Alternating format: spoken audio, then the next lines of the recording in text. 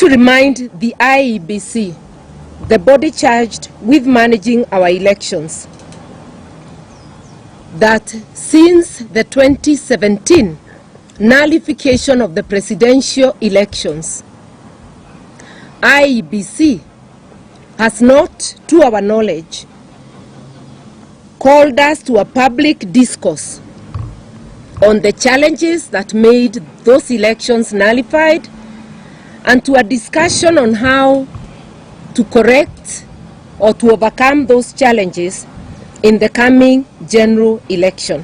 The Constitution commands them to engage the public. Public participation, every Kenyan knows, is a constitutional right.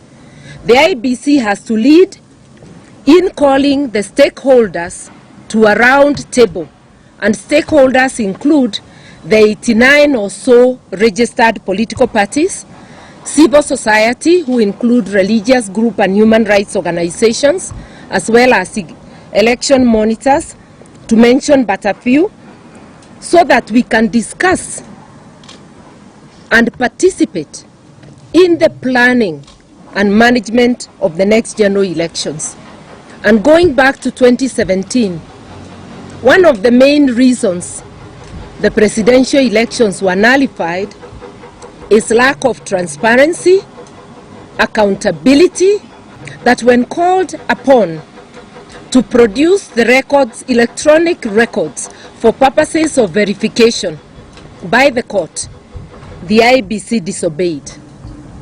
So the election was not verifiable, and that's why the court annulled the elections, forcing us into a repeat election, something that was unprecedented. So my question to Chebukati and his team: how are you correcting this situation? How are you planning to manage the forthcoming elections so that they are not only transparent, accountable, verifiable, but they are also free and fair?